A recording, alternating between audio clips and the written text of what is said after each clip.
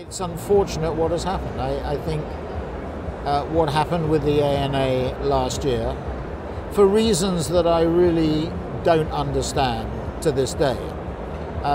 Reports issued full of innuendo but no fact. I mean, to this day, I'm not aware of any single situation in the United States that specifics. I mean, and there have been other reports issued, again, full of innuendo but no fact. And I think that's been very unfortunate because it's cast aspersions which I think are totally unjustified, or certainly from what we've seen. But what it's done is create a different atmosphere, which I don't think has been helpful. I said at the time that commentary on transparency came out. If you're worried about transparency, go to the Middle East, go to Japan, and go to China.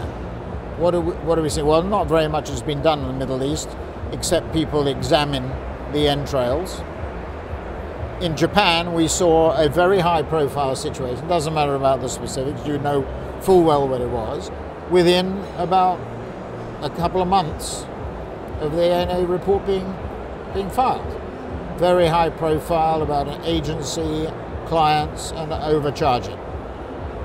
In China, very interestingly, one of our clients has raised the question about transparency in China. At a time, by the way, when the Chinese government is very focused on corruption. We were asked in China several years ago to audit several state-owned enterprises on the media front because we didn't use brokers in China where there was, let's say, a fog around the operations. And one of the efficiency indices, that's the measures on which the SOEs are evaluated and the CEOs, included an index around corruption. And we were asked to look at one of the areas of potential corruption, particularly with the SOEs, is advertising billings.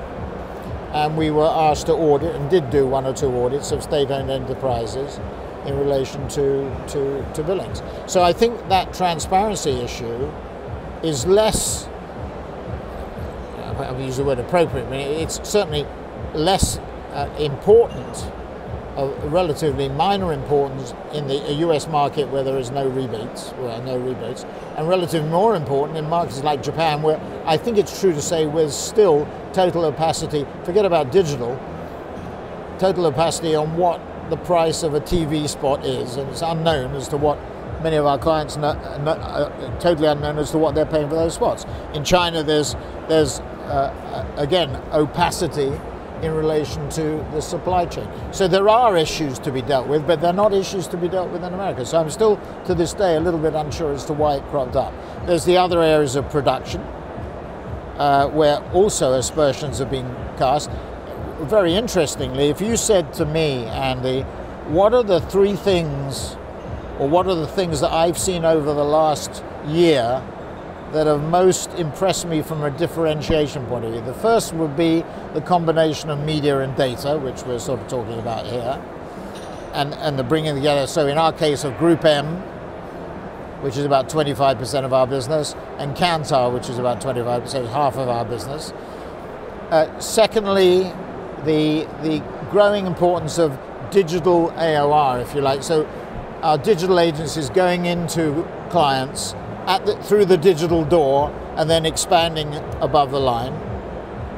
And then last but not least, the veritable explosion of production platforms, of digital asset management productions, our own Hogarth, which has grown like Topsy with major relationships because clients are looking for simplification and implementation of global platforms where they can pull down their marketing assets effectively without reproducing them and reinventing the wheel in every market, pulling them down, altering if they need to be altered for the needs of the local market, but within the appropriate guidelines. Those are the three things that I see. The latter, of course, is very much in the production area. So I think there are tremendous opportunities. Those three areas where I think the most significant opportunities have been.